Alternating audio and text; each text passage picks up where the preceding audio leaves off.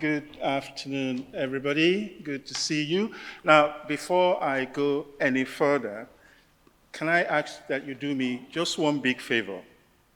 Can we give all the cadets in this room a big round of applause in addition to everything?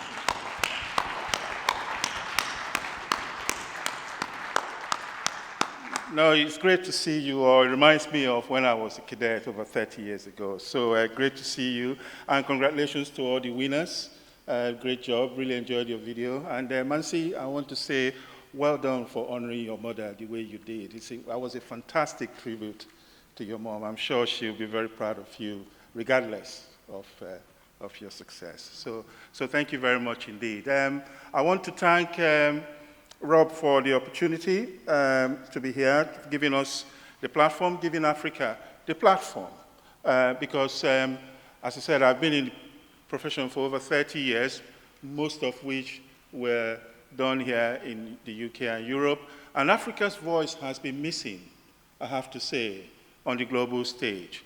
I know it's beginning to improve, and I want to thank organizations like IMEC for helping facilitate that. And therefore, today, I'm very honored and privileged to be facilitating this very important session. So over the course of today's conference, we've heard a lot about the future of shipping in terms of decarbonization, digitalization, the changing workforce demands, and the growing concerns around officer shortage around the world. And at the same time, we are seeing an increasing global attention being focused towards Africa. Okay? A continent with one of the world's youngest population, and a continent with growing maritime institutions. A Lloyd's Register Foundation and WMU, World Maritime University study, identified, or in fact, 6 countries were understudied. About 151 maritime institutions were counted in just 6 countries across Africa. And there are about 35, 36 coastal countries in Africa. So that gives you an idea of the training potentials of the continent. Of course, we are seeing an expanding port and logistics sectors within Africa, and an increasing, I'm very pleased to say, increasing investment in maritime training and workforce development. And there are some companies here that are investing in training around the world, including Africa. And I want to say thank you very much to all of you on that. Now, we haven't got much time because I want to make sure I don't run over for Rob. So what I will do is go straight into the business of inviting our speakers to come and give their presentation one after the other. So they will give 10 minutes of presentation. The idea of this presentation format is because they all have very important messages to deliver to you. Because as I said, they don't always get the opportunity to speak directly to maritime industry and leaders. So they will take 10 minutes to speak to you directly, and then we'll jump into the question and answers. Now, we want this session to be interactive and honest. So we hope we'll have enough time to be able to engage the audience, to hear your views about Africa. You know, what do you think about Africa as a potential maritime labor supply region? So let me start by first inviting our colleagues from the Ghana Maritime Authority. So I would like to invite Mubarick Maswudu, who is the Deputy Director of, Deputy DG of the Ghana Maritime Authority. So over to you, and thank you. Good afternoon. Thank you so much for having the Ghana Maritime Authority here. And thank you very much, IMEC, for giving us such a very big and important platform. My name is Mubarick Maswudu. I work with the Ghana Maritime Authority. In the next 8 to 10 minutes, I have the very distinguished and honorable role to make a case for why Africa, and Ghana for that matter, should not be a periphery source of seafaring, but the next global epicenter for maritime workforce.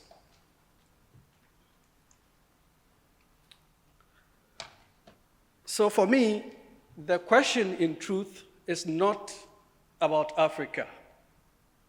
The question is about whether or not the global officer pipeline would hold for the next years to come. Senior officers today are aging, and are aging fast.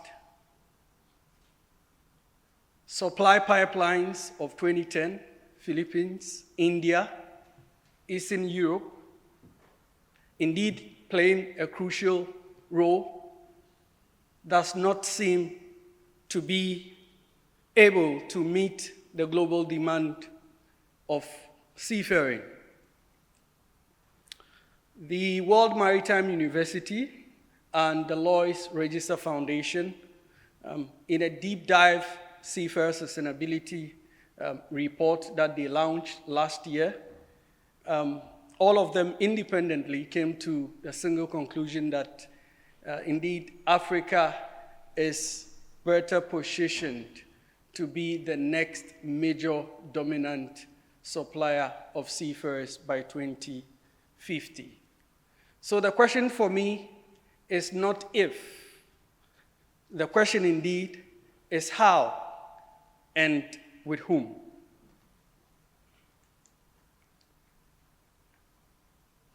Three figures tell the story. Presently, close 1.9 million people are working within the seafaring career. The world would need to add, just this year alone, just in 12 months, almost 90,000 new recruits to the seafaring career. By 2050, we need about 900 more recruits to join the profession.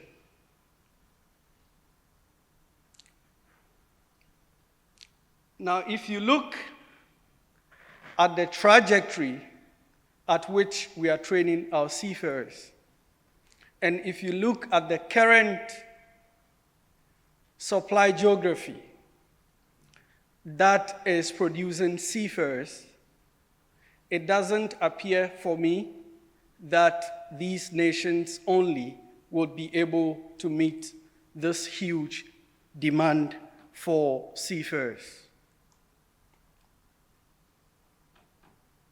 Now, look at where the global supply for seafarers is coming from. Asia and the Pacific, about 50%. Europe, 33%. No, Europe, 33%. Americas, 11%. And Africa, an abysmal 4%. This is just about 75,000 people from a continent of about 1.4 billion people. The continent is on track to grow its population. By 2050, it is estimated that 1 out of 4 every human beings on Earth would be an African. So if you look at the demography, if you look at the population divide, if you add 38 coastal countries, you add English fluency, you add academic institutions that have been certifying seafarers for close to a decade, then you know you don't need any further explanation to where the world or the globe is moving as far as the supply of seafarers is going to be in the next 25 years. Now, see the median age. Africa, 19 years. Ghana, 21 years. Then you move to China, 39 years. Ukraine, 42 years. A whooping difference of about 20 years between an African seafarer sailing today and senior officers that are on their road to retirement.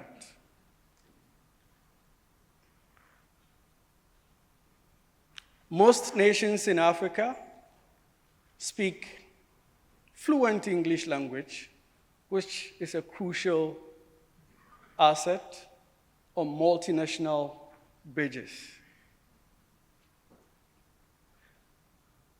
We currently have a population that is very aspirational in terms of seeking sustainable career pathways. So we are indeed prepared to meet this deficit and gap. Now, why Ghana? Again, 3 figures tell the Ghanaian story. A median age of 21 years, already over 5,000 trained, ready seafarers on our registry, more than 40 MOUs that we have signed for the recognition of our seafarers or certificates with other nations. And so indeed, Ghana is very prepared. We feature on IMO's white list. We are IMSA audited.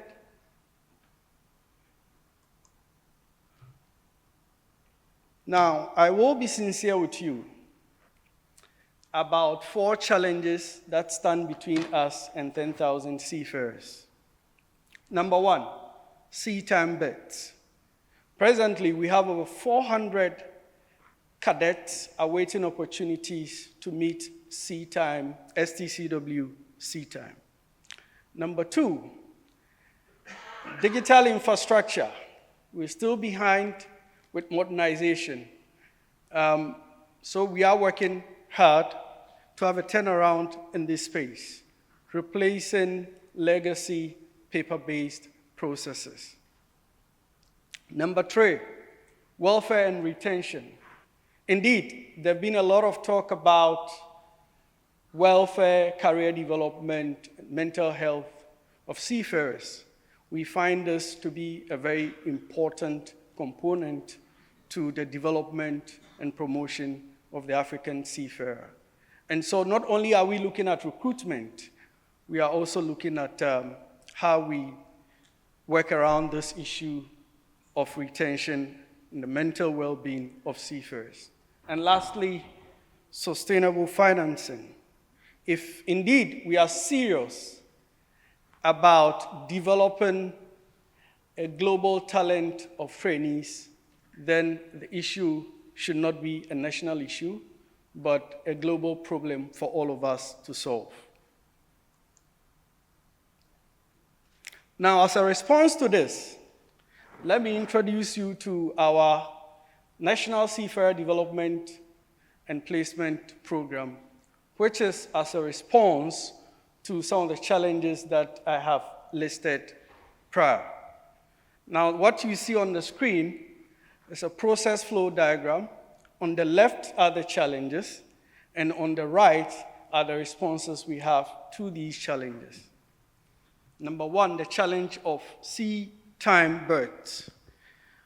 We are working within the program to have structured cadet pipelines with ship owners, with crew agencies to be able to respond to this. Presently, we are training about 300 cadets annually. With such an arrangement in place, we are hopeful that we get to 900 annually by 2035. Digital infrastructure. This is where we see opportunity in this problem. Presently, we are working to launch a digital platform that would serve as a single source of truth for all seafarer-related information, a database that is easily verifiable in real time. And this platform is also to be able to serve as a learning platform for upskilling of our seafarers and also providing them soft skills when it comes to issues of the human element, issues of leadership skills and so on and so forth, which have become very crucial skills to have in today's seafaring career. Now, third, the issues of welfare and retention. As part of this digital platform, we are enabling tools to help seafarers, no matter where they are in the world, to reach out to authorities with whatever complaints they have, whatever challenges they have. And MLC aligned and trained staff are readily available to assist them to go through whatever challenges that they might have. Now, sustainable financing. I think this is where the issue is. Seafaring is a global career. The maritime space is a global career. It transcends beyond borders. And so for us, we are working together with industry persons, and we call on IMEC members as well, to partner with us, to come on board, to see how we can answer the financing question, so that it doesn't only become a national problem, but a shared responsibility for us all. Now, any one of these challenges that I've mentioned can easily be addressed. And if we're able to address them, we believe that the Ghana registry is going to move from over 5,500 to about 10,000 by year 2035. This is not aspirational. The ecosystem is already in place. The Ghana Maritime Authority remains a credible regulator in the country. Like I did say already, IMSA audited on the IMO white list. The Regional Maritime University, a very historic one, has been in existence since 1958, developing and training seafarers. And more recently, the Kwame Nkrumah University on Science and Technology, which is one of the premier universities in Ghana, are training officers both in deck, engine, ETOs, and ratings. And the global employers are already in place. Notable ones, I could mention Athehnija, BSM, Oldendorf, PIL.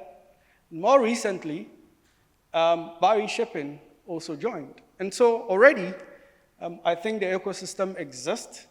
I think already we know how it is done. The question is, how do we scale from where we are?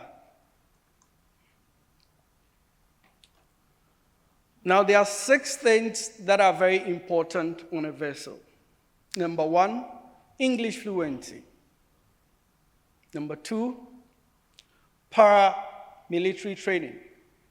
Our training regimen is such that cadets go through a paramilitary style training discipline that results into cadets that are physically fit, mentally fit, as well as emotionally fit. About 70% of our curriculum is practical. So not only do we have cadets that are operationally ready, but also academically qualified. Our certificates are globally recognized, and that is what any operator of a vessel requires, that when your vessel calls at ports, your seafarers would have certificates that are recognized by the nations that you trade with. MLC compliance. Indeed, Ghana has led the charge of making sure that our seafarers are trained and well aligned with the rigorous requirements of the MLC. And lastly, the Ghanaian seafarer has a reputation that is earned for resilience and adaptability. Many of the employers that have approached us wanting to employ more have always cited as part of their reasons to be the resilience and adaptability of the Ghanaian seafarer. And so all these 6 qualities are qualities that you can find in the African seafarer, that you can find in the Ghanaian seafarer.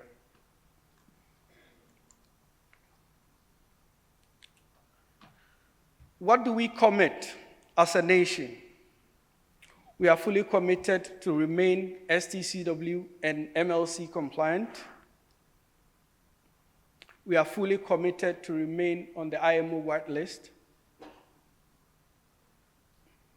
We are working towards having a digitally verified certification timelines. Indeed, we are working with our METIs to have an expanded scope, expanded capacity for them.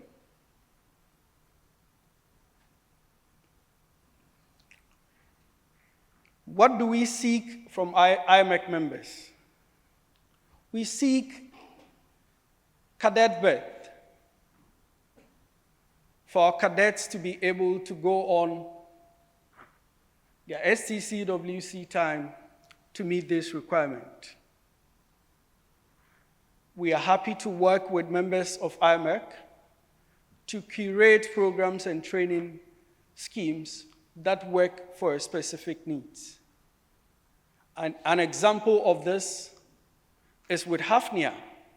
So having chalked successes recruiting and working with Ghanaian seafarers, Athehnija last year approached the Ghana Maritime Authority to work with us to improve the curriculum to meet their needs. Beyond that, Athehnija even donated digital simulators to further enhance training at the RMU. So we are happy to work with you to curate specific programs for your needs. We're seeking co-investment with you for training of our seafarers. Like I did say earlier, this should not be a problem for one nation. It's a global problem, and indeed, if you are minded, we should be able to create a global talent pool of trainees that everyone can tap into. And finally, scholarship opportunities for the training of our cadets. So indeed, if you ask me, is Africa the next frontier for seafarers? I would say yes, and Ghana is ready to help you lead it. Thank you.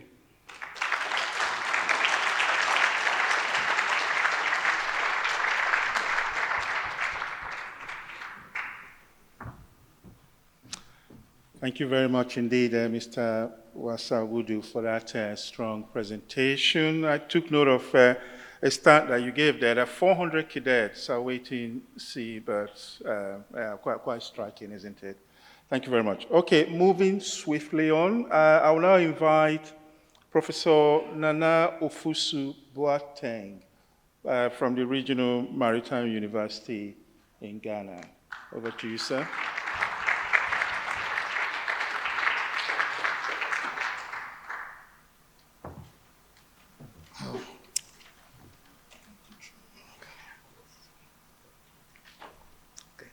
Good afternoon, everybody. I think Sam was a little bit charitable with my name. I have 7 names, actually. And he mentioned only 3. It's Nana Kweku Ampedu Raymond Lawrence Ofosu Boateng. It's very long. So, and again, I know how difficult it is when we back from lunch and there has to be a lecture. I know people are tired. Sometimes the brain concentrates just for 8 to 10 minutes and it begins to, veer off. You think about home, your mortgage, and etc. So but I'll keep it very snappy. I promise, 8 minutes, I'll be done. Very real quick. And I'm from the Regional Maritime University. So my presentation, it's going to be, is Africa the next frontier for seafarers? And I want to use the formula KISS. I'm going to keep it very simple and straightforward. So the presentation is going to be in this outline. I'll start where is Africa now. I'm also going to talk about the global shortage and national strategies. Ghana's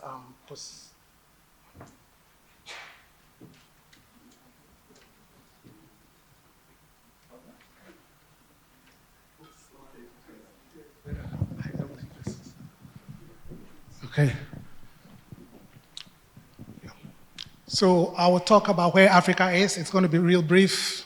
The global shortage and national strategies, Ghana's positioning strategy, RMU brief history, cadet training, statistics.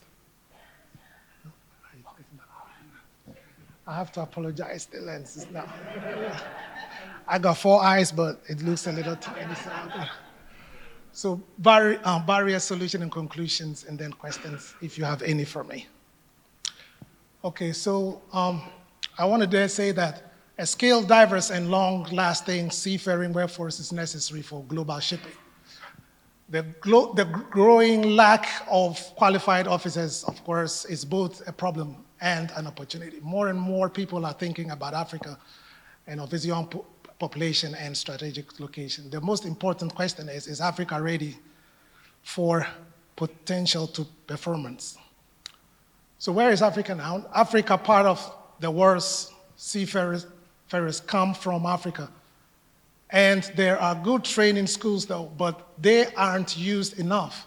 A lot of trained cadets, but not many opportunities to work at sea. And many more global shipping companies are interested. More money is going into ports, offshore energy, and maritime infrastructure. But the key insight here is that Africa has the potential, and not everyone has equal opportunity or equal access to it. Again, expected global lack of qualified officers. Countries that supply workers are facing an aging workforce. We know the Philippines has done very well on that in supplying seafarers. They have a structured cadetship pipeline. India also has the same, but Africa's chance makes it a reliable long-term source of talent, but aligning training with global standards and what employers need. What's Ghana's positioning strategy? And I'm talking from the maritime education and training sector.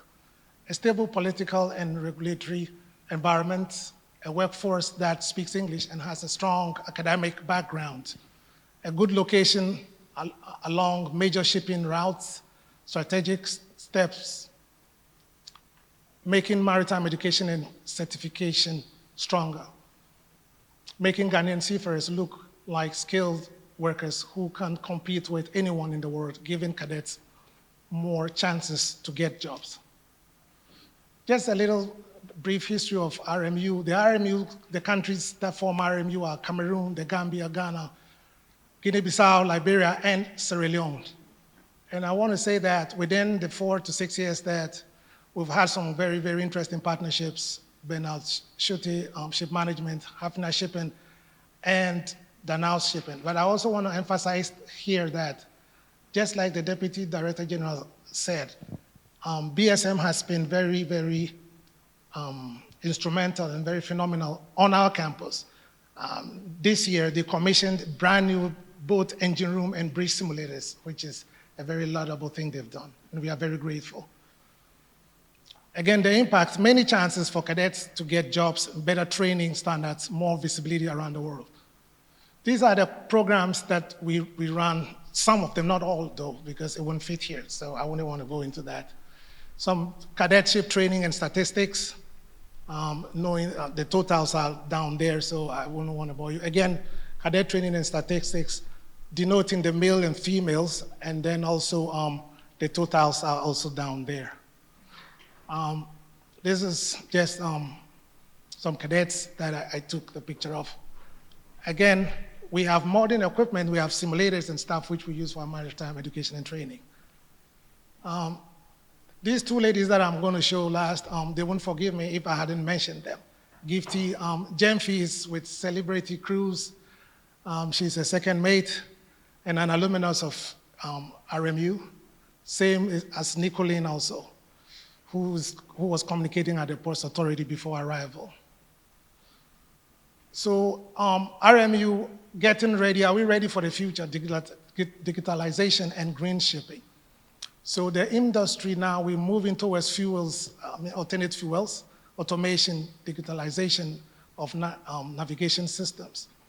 But RMU, of course, we have decided that we're going to update our curriculum to meet such challenges. So the key message here is that Africa must leapfrog and not play catch up. The conclusion, Africa is not just a possibility for the future, but it is an emerging reality, and the continent has skills, institutions, and strategic importance, just like GMA said. The final statement here is that Africa is ready, and with the right collaboration, it can become a reliable and competitive hub for supplying seafarers around the world. Thank you.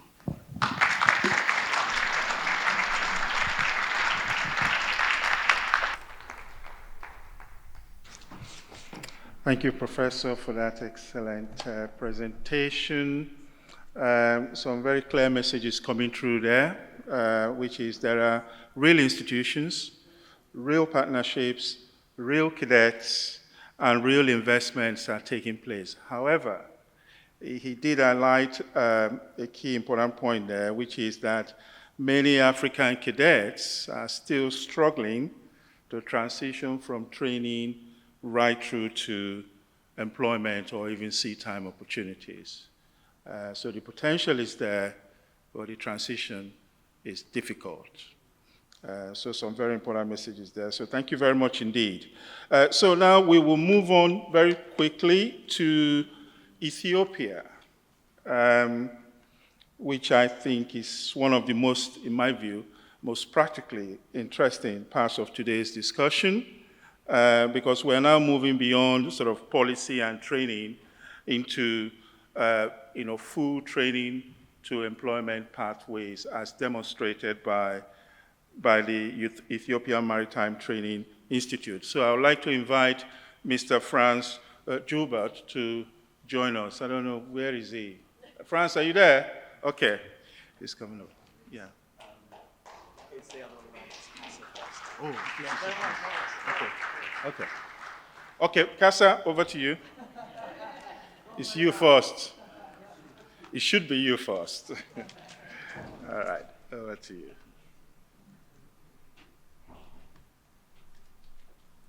Thanks so much. Okay, feel free to use that. Yeah, okay, thank you. Thank you very much. Good afternoon, everybody. It's a pleasure to be here. I'm from Ethiopian Maritime Authority. My name is Shewagizaw Kassa. I'm a seafarer by profession. I've been at sea for over 25 years. I've been working for international companies. I've been on basically mostly on oil tankers, chemicals, and gas tankers, working for a company based in Norway for over 25 years. At the moment, for the last 2 years, I'm serving the Ethiopian Maritime Authority as the surveyor, examiner, and STCW in charge. So I've been around for a long time at sea. I'm happy to be here today to present the case of Ethiopia in the maritime industry. Luckily for me, my friends from Ghana, they have covered most of the African challenges. So I will more concentrate more into my own country. It gives me more time to explain more into that one, and definitely on the training side, my friend Frans will be covering it more. So I'm sure that you guys are well aware of Ethiopia in the historical perspective. Ethiopia is known to be a very old civilization. It didn't start now. So for those maybe you are not aware of, even starting from the 3rd century to up to the 7th century, there is a very popular kingdom called Aksum that used to trade shipping from Ethiopia all the way to India, and even connecting the Red Sea to the Mediterranean through the land and transporting all the way to the other side of the world. So, I mean, what I'm trying to tell you is that, I mean, we've been around for a very long time as a maritime nation. We didn't start it now. So, unfortunately now, since the 1993, Ethiopia has become a landlocked country because a coasting country called Eritrea became an independent nation, and Ethiopia lost more than 1,000 kilometers of coastal area of the Red Sea since the 1993. But as of now, we have a very energetic, renewed national interest towards the maritime industry. So this initiation, I mean, after this, the long absence of Ethiopia in this maritime industry from that century I was telling you about, but when at the beginning of the 20th century, that is right after the Second World War, I mean, a new initiative of Ethiopia's re-emergence of the maritime industry was established. That came because during the King Haile Selassie time, during the Second World War, he was here for a few years in Somerset, Bath, so he has a very good view of what the maritime nation should be. When he returned from there, actually, I mean, a very vigorous modernization of Ethiopian maritime industry was initiated. So in 1952, I'll return it back to the previous slide. In the 1952, at the port of Maswudu, Ethiopia established the Ethiopian Navy, probably one of the oldest navy around the region. And in 1960, the king himself established again a maritime code, which is a very robust maritime code for that time. So, and later, a couple of years after that, in 1964, we established a company called Ethiopian Shipping Lines. Ethiopian Shipping Lines has been there for over 60 years now, and I've been part of that institution. My cadetship started through the Ethiopian Shipping Lines. So during that time, since we didn't have a training conducted within Ethiopia, they had to send the seafarers for training abroad. I was trained in India, one of the biggest or the most famous institution called DMET then, now the name's changed, and my later years of senior training, it was conducted in South Tyneside College, South Shields over here. So since then, we have been there. So Ethiopian Shipping Lines used to go through that route for training of its seafarers so that they meet the international standards. So even now, the Ethiopian Shipping Lines is running very strong with a very good, capacity of seafarers. So we've been around. We have a very strong knowledge of maritime governance. We've been serving the world and the local shipping company throughout the years. So when it comes to now, the current the trajectory of our conditions. So from the 2011, Frans will elaborate it more into that one, we started training our seafarers locally because the demand is shifted, like my friends from Ghana has explained it very well. I will not go into detail how that one come about and how it is going. So our look towards the international market is the same. It's the same for Africa. It's the same for a new developing maritime nation. We need to collaborate. We know the demand is there internationally. We know that increasing pressure on the traditional suppliers are still there, and looks continuing to be there.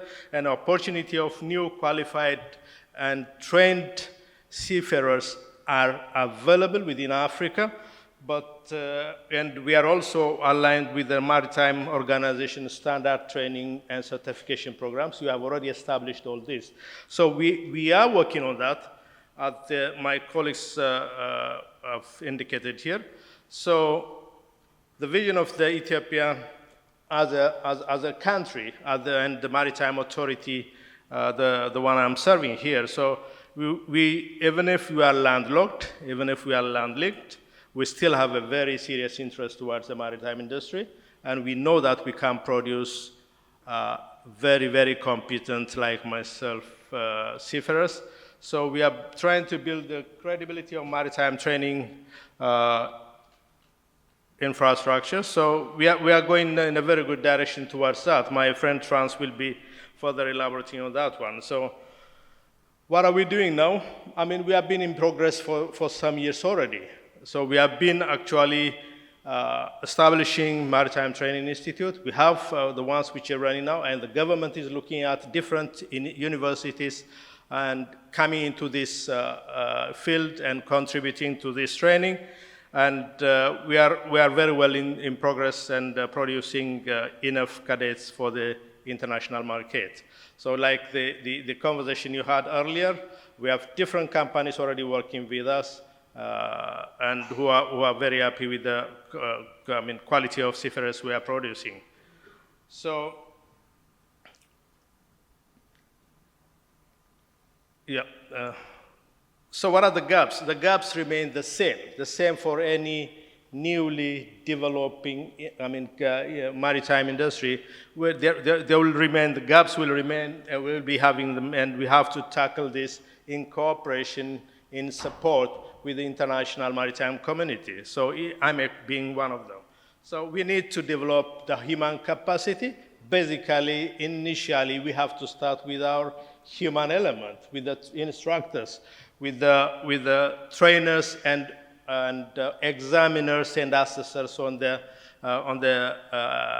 authority side. So on that one, definitely we need to work on that one. We are still working. We are getting a very good improvement, but it keeps on. We need to keep on improving on those ones. So the same way with the Ghanaian the Ghanaian friends of mine, we need support on the technical capacity of our institution, our authority, and even on the manning and placement side of it. So we are improving on those, but still we need to work with the international stakeholders to improve on those fronts. So why IMEC? I mean, it cannot be any other than the IMEC. It's a very natural partnership to have because you have a global network. We have with so many of your members still are working with the Ethiopian cadets, and we still want to build on that one. The same challenge you are having, placing the cadets on board the ships once they complete their training. So IMEC will be a very good platform to work with us. And experience sharing, we need to improve on our performance, delivery of our trainings, certification of our seafarers, all the way, the whole package needs to be supported, and we'll be very interested to work with you guys on that area. So we also want to maintain the alignment with the international new requirements. Earlier in the morning, there were a lot of discussion about how to make our seafarers future-proof based on the required trainings which are coming now new and which are expected to come new based on the technologies and the different types of fuels which are coming. We want to make our cadets coming out from our institution to be future-proof. So that support is required to make sure that we are well within the requirements of the international standards. So the proposed area of collaboration, it will be still the same as what my Ghanaian friends are introduced and requesting on this area. So we need, of course, practical collaborations with IMEC and with the international stakeholders. So we need to develop our instructors more robustly. We want to make them with competent enough and supporting the training and the certification process of the nation. So we need a lot of support on that part. And of course, in the industry-aligned curriculums need to be meeting the international standards to maintain the country within the requirements of the IMO, probably, extending even further that one, further beyond the requirements of the STCW. And of course, expand on the Ethiopian cadetship and global standards, and we need guidance on the upbringing and increasing the quality of our training centers and involving additional training centers based on the requirements.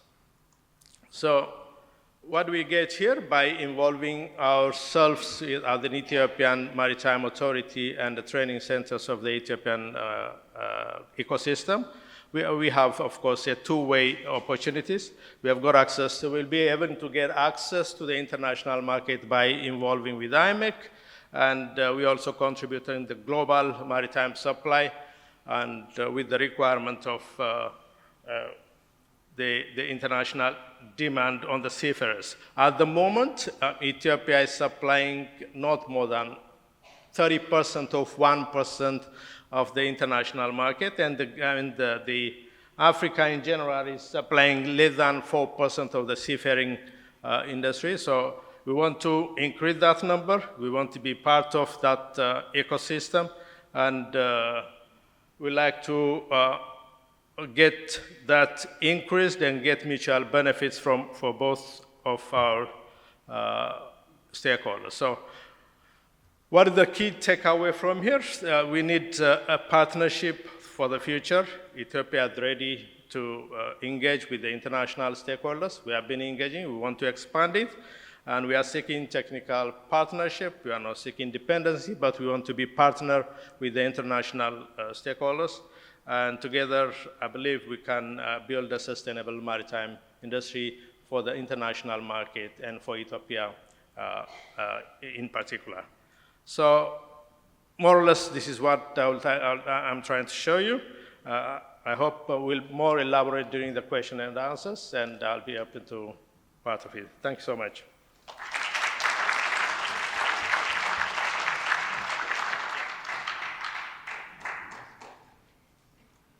Thank you very much. Time is pressing, so I'll invite you, Frans, to come over and tell us about the Ethiopian Maritime Training Institute.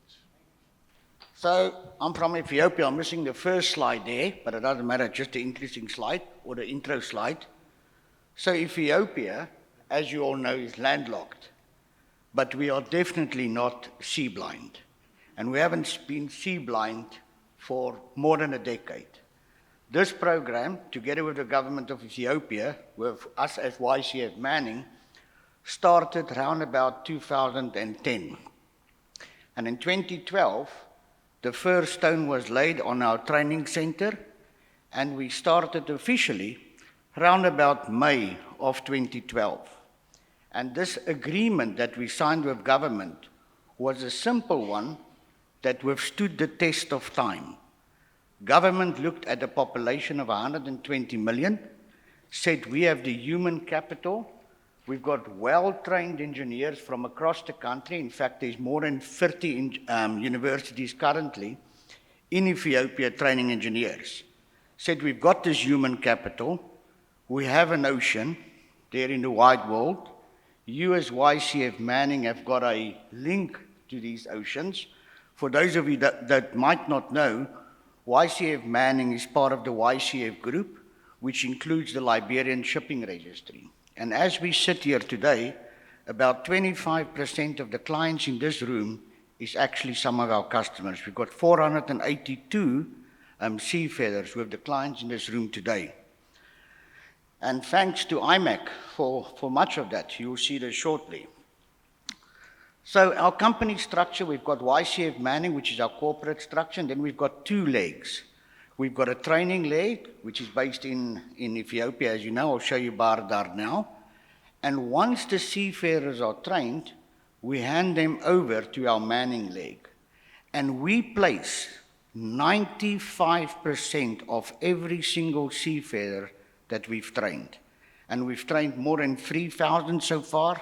We've issued 9,000 certificates, and as we stand today, we've got just over 2,200 seafarers active on board of a vessel today. And they're all within the engineering field, ETOs and mechanical engineers, 27 of them being women. Our women, or our female graduates, just finished about 4 weeks ago. Then if you look at our operating structure, We get about 2,000 applicants every single time we open a cohort to come into the academy. After our filtering process, we end up with about 10% of that making it through the process to be able to join our academy. And then they go through the academy and we train them, we sail them, we look after them all the way. We've got 20 chief engineers today. More than 100 have finished their management level certificate. And we go with them all the way until when they retire. We've got a career development department. We've got a wellness department. In fact, we're just about to employ a psychologist to work with Seafarers Society and some of the other societies for the well-being of our seafarers. So we've got a whole program. It's all the way from beginning to end. Then if you look at our operating structure and the value system, why does the program in Ethiopia work so well? Landlocked, nobody thought that we would be able to build a maritime industry. It's because there's balance. You have to have balance in the market, and that balance is within the framework of IMO, within the framework of MLC. You look at the value provider. So first of all, you start with the seafarers, young cadets like the ones that we've got here today. When they start, they don't want a job. They want a career. They want a career that provides them with a transparent career path. They want a fair salary. They want to know that they've got somebody. The girl mentioned today the manning agency. They want to know that somebody's taking care of them. Hold their hand. They can interact with that. So this is the seafarer. But let's not forget the seafarer's family. The seafarer's family wants to know, my son or my daughter is with a reputable company. They're going to be trained, they're going to be developed, they're going to be looked after, and if I need them, I know who I can go to speak to them. Now, a big thing came out of this program. The average GDP, or the GDP in Ethiopia, is $1,400. We know that an officer would earn about $50,000 per year. This is 40 times higher than the GDP of the country. One of my seafarers told me, he earns more money per year than his family made their entire life. This is game-changing. So what you are doing when you speak to the embassies, because they're also on this list, you are actively building the United Nations Social Development Goals. You're lifting people out of poverty. You're giving them a proper education. Every single engineer that comes into our program is a BSc engineer already. We have a bridging program. But you are lifting the whole family out of poverty. A lot of our seafarers transfer their money back home. And this was a big part for Ethiopia as well. 50% of the salary of the seafarer must come back. Regulation states that.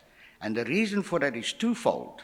One is social development. You don't want a seafarer to forget his family. The second is that the economic return to the country, because government actually invests in this program, comes back to the country.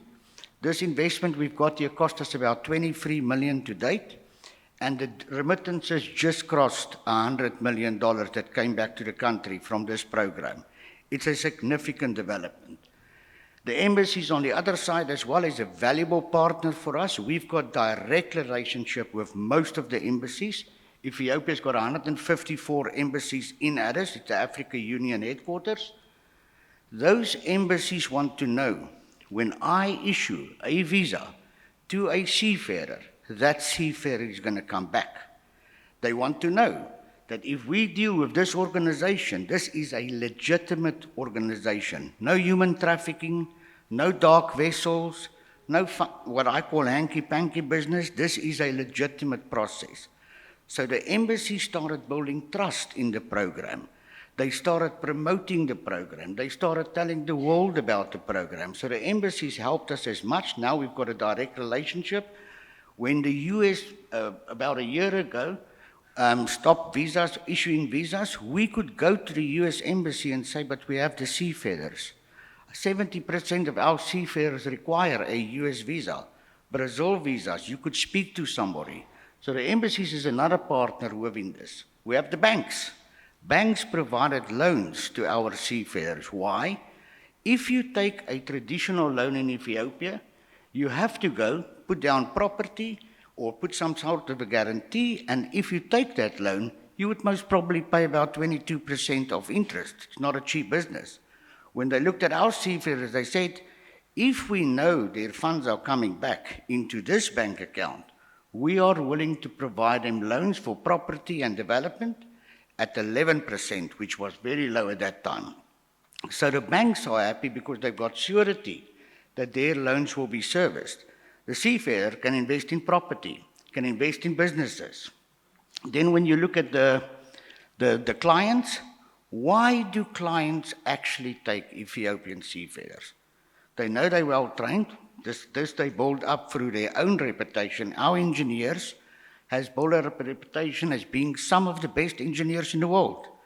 We didn't build it. We provided the training. But the seafarers themselves, they have sober habits. They're very soft in their approach. They listen to the captain. They listen to the chief engineer. They become part of the vessel. But there was more reasons than that. Loyalty. You invest in a cadet, it's an investment. You want to know that if I invest in this cadet, I'm going to get that cadet when he gets his COC to come back to my vessel. When they come back to their vessel, you want that seafarer to remain with you.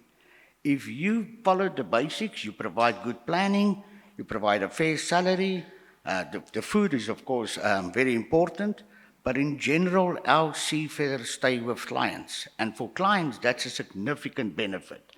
So if you combine all of these factors, that's when you get a success model.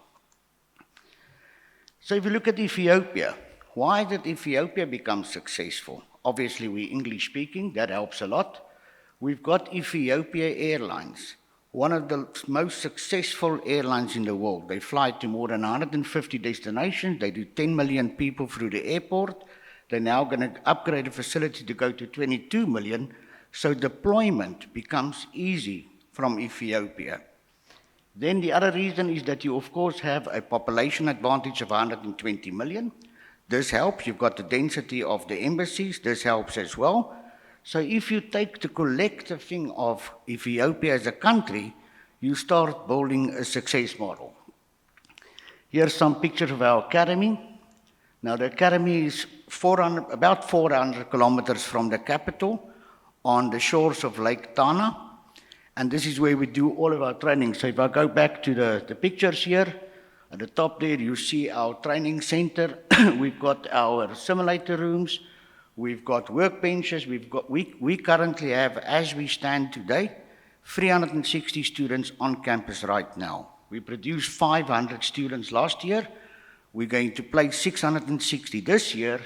And then the year after, we're going for 1,000 students from this facility. Our dream is directly linked to government's dream. We have a massive dream.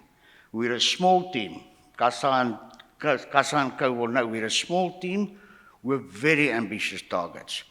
We want to have 45,000 seafarers. We're obviously not going to build that only from engineers.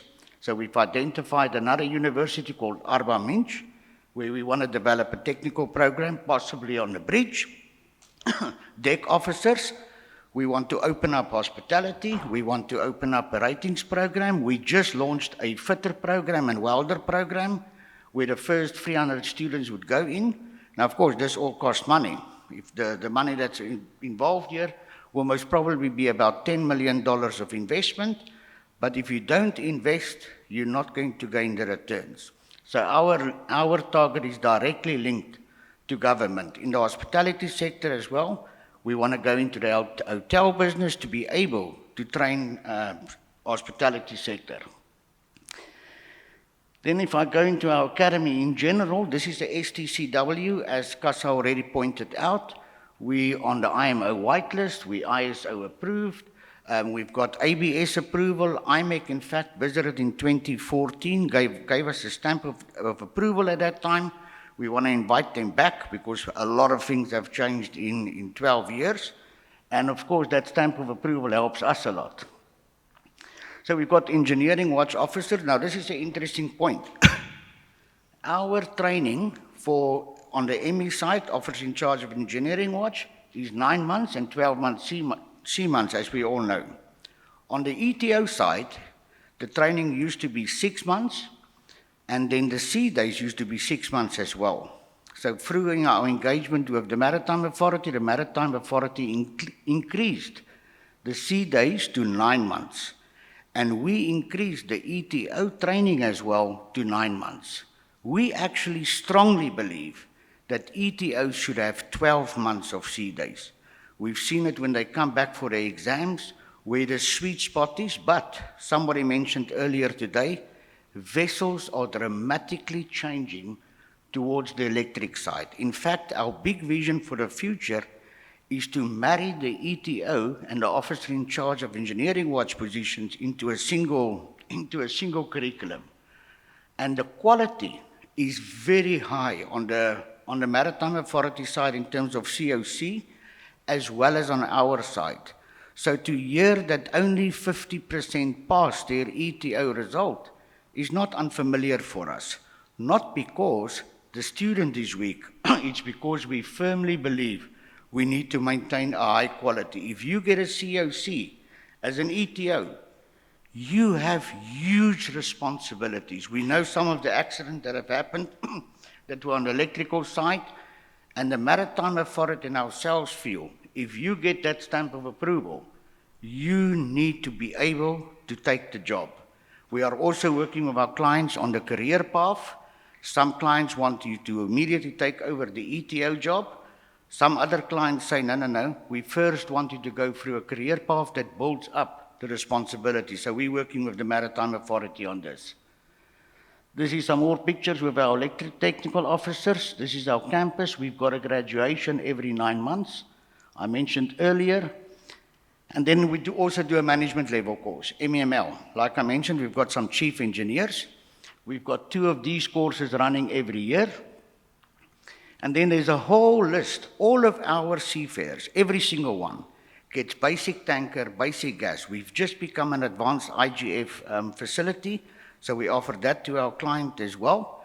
We provide greater training than is required. We see STCW not as a standard, but as the minimum level of requirement that we've got to have at our academy. Some more pictures. Then we have our Manning site, as I mentioned earlier, that's based in Hamburg. Our Manning site currently got an office in Hamburg, Piraeus. We're opening up in Cyprus, Singapore, Dubai, India, and very soon we'll be going to Turkey as well. We're approved by most international flags. I think it's something like 26. We have a long list of clients that we built over the year. We've lost some clients too. It wasn't always smooth sailing. There were times when we made mistakes. We learned from those mistakes. We improved. We still make mistakes. We are now looking at increasing the service levels that we can offer on our crewing support side. But we have a team of 40 people in Addis itself that only looks after clients' crewing, visas, medicals, etc., and then the rest of the team across the world. Some more pictures. We never in our marketing material use AI-generated or stock images. We only use images from our own facility. Some more pictures. We had Africa Maritime Conference last year. We're going to do it again in 2027. We want to establish Addis Ababa as the central point for maritime conversation of the African continent, despite the fact that we are landlocked. Thank you very much.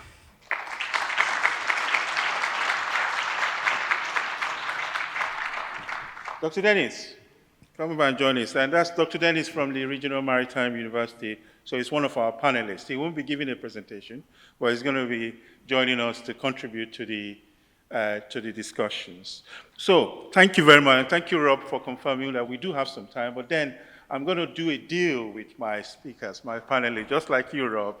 So I'm going to ask each one of you one question. And if you can take no more than a minute to give us an answer, because I want to bring in the audience as well, because a lot of information has been shared. I know you all have some good knowledge and also experience that you'd like to share with us, so we want to make sure we hear from you. So let me progress on to Q&A, starting with the Deputy Director General of the Ghana Maritime Authority. So you spoke very candidly about cadetship bottlenecks. It'll be good to hear from you as in what practical partnership models do you think could help resolve this problem? It's a problem that is not just unique to Ghana. It's an Africa-wide issue. If you look at the Lloyd's Register Foundation and World Maritime University study report, you will see that it's a big bottleneck for African cadets. So it'd be good to hear from you, DG. What sort of models do you think can be deployed to resolve this? Thank you, Megwa. I think that indeed sea berth, lack of sea berth is one major factor militating against seafaring for Africans. Like I did say, annually we churn out about 300 officers from Ghana. Presently, as we speak, we have over 400 cadets waiting for opportunities to do their sea time. I don't think there's one solution that would fit for all, in my view. I think that we need to deploy different toolbox with different solutions to tackle them. I would share the Ghana story or the Ghana experience. We've had international crew employers join us in this fight. So for instance, the BSM set up a training institution or center in Ghana. They've deployed full mission simulators to give cadets that training. And I think annually they're able to absorb about 70 cadets that from Ghana that they give opportunity for sea time. So basically that is the BSM model. We have companies like Athehnija, Barry Shipping also recently is recruiting. So I think that I mean, for countries that don't own vessels anymore, like Ghana used to own the Black Star Line, I think that industry needs to join forces with us and see this not as a national problem, but as a global problem, where we get to, I mean, share in resources, co-invest in that space to ensure that at the end of the day, most of these cadets would serve the industry anyway. And so if they help us train them, definitely it goes to help them. As a response to this problem, the Ghanaian government, through our National Seafarer Development Program, is happy to co-invest, to contribute to the cost of training cadets, drawing from the UK model, where I think since 1999, the government has been co-investing with industry to train cadets. So for us, this is the future. Us, you know, putting one foot ahead and industry also matching us, and we get to train these cadets. Thank you very much indeed for that comprehensive answer. So thanks. Moving on to you, Professor. You gave us a good insight into what you're doing at the Regional Maritime University. How important is the modernization of RMU to the Africa's seafarers' ambition? I know you're going through a level of modernization. How important is that? Thank you very much, Sam.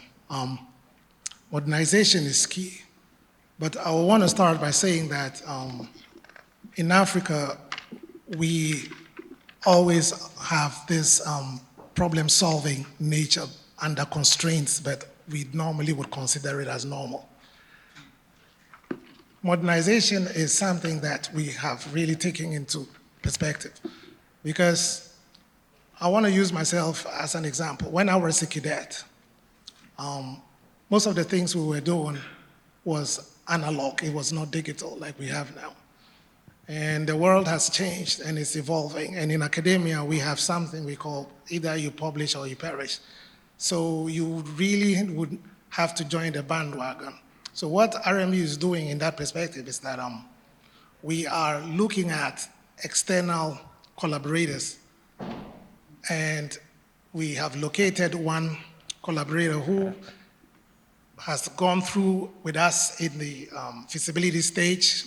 We passed that, and we only would have to firm the agreement, and that would include a lot of things, including a trading vessel. So we are really looking into that direction, because if we don't modernize and the way the world is going, we might lag behind. It's not as if we don't have the capacity to fill the spaces, but then we are not following the trends that is going through. And that would tell on us, because we might be producing graduates who might not meet international standards. So we're doing our bit in that direction.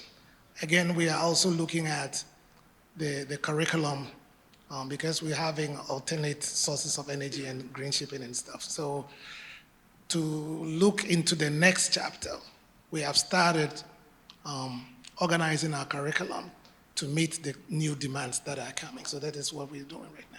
Thanks. Thank you very much, Professor. Doing everything you can to make sure you're not left behind, especially with the multiple transitions happening in our industry today. So thank you for that. So Kassa, coming to Ethiopia, I guess the question is, for me, is really, why maritime? Why has Ethiopia decided strategically that maritime workforce development matters for its future economy? I mean, as Frans was saying, it's a land-linked country, but yet you've been investing and positioning yourself internationally as a major maritime nation. Yeah, I'll put it this way, in two ways. Yeah, it's a very, very interesting question. If I ask this group, which are most of them in the range of my own age, which is close to 50 plus, and if I ask if you know Bob Geldof's 1984, Do They Know Christmas? I mean, there was that is more about the aid for Africa and Ethiopia. That is popular thing which was happening then. So people are actually, I mean, stuck with the notion of Africa, which is always needing help. That's not the case. I mean, Africa as the continent, Ethiopia as a nation, I mean, has so much to offer, so much of capacity within us which we can deliver to the world. So I would take the question which Olivia was asking at the closing in the morning.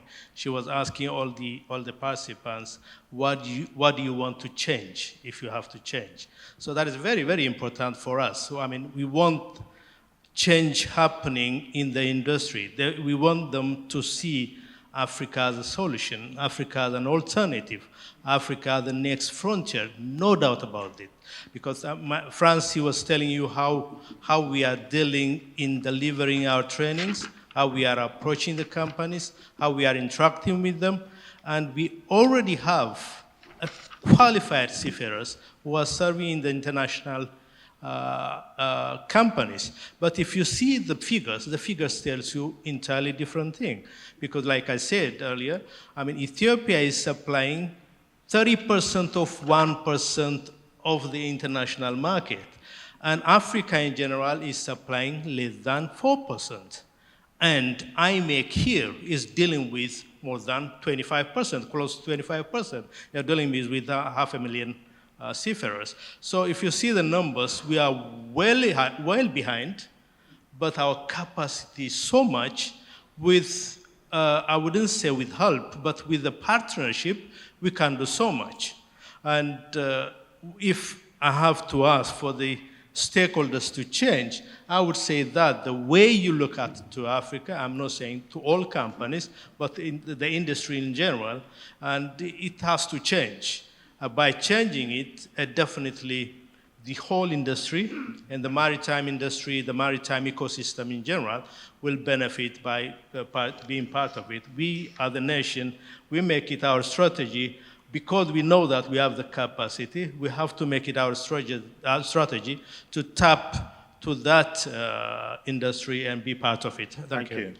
Thank you very much indeed for that. So moving on to you, Frans, one very important message from you is the integrated model that you have, which is training right through to certification, employment, and as you say, the contribution to the socio-economic development of society. So was that integrated model intentional from the beginning, or did it evolve because you realized training alone was not enough? Or was there, how did you go about it? Yes, it was from the beginning. So, because of the structure of our business, we knew that yes, you could train significant numbers, but you have to get to the end picture as well.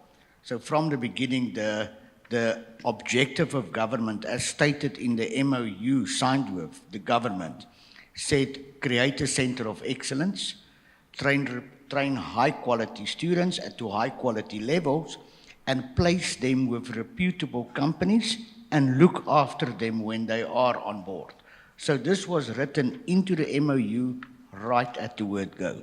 So it was an intentional model. Every business needs some luck. Maybe the founders, we always wonder what they when they sat around the table, how they figured all of this out, because it was groundbreaking, and it remains groundbreaking, but that was from the beginning built into the model. And you know, there's a saying on our continent, as you know, if you want to go fast, go alone. If you want to go far, go together. And maybe this together thing is what caused the success as well. Thank you very much indeed, Frans. So we are almost out of time. So Dr. Dennis, any brief comment you want to add before I ask for at least one response from the audience? The only comment I may add is gender empowerment in the university and to feed Africa as a globe. When I was a student, a cadet, 23 years ago in the Regional Maritime University, we had just one female as a cadet, presently a captain in Gambia. But as of today, we are able to get 100 female cadets joining us for the first time of our university for their cadetship training. So this is a comment that I want to share with you and for us to be aware that we are taking the gender empowerment serious from Africa continent. Thank you very much. Thank you very much indeed. So just one, I would like to hear from the audience, please. Just briefly, and I know we need to go, Rob. Yeah. So just briefly, any comment from any crew manager or ship owners to maybe willing to share your views on Africa, African seafarers itself? Hans Steffen from BSM. Just like to confirm that we are in Africa, in Ghana, and working very closely with the RMU and with the administration. And we are having quite a number of African seafarers on board. We have meanwhile developed out of the cadets up to senior officer level, and it works very well. Very good seafarers, very satisfied. We are having built a training center together on the area of the RMU, which is since last year, which is also very successful and is developing well. So we are very happy with the development in Africa and intend to be there for the years to come. Thank you very much. Thank you very much for that contribution. Okay. So I want to say a big thank you to our panelists. Please give them a round of applause. And thank you very much to the audience. And thank you, Rob, for your patience. I appreciate it. Thanks a lot.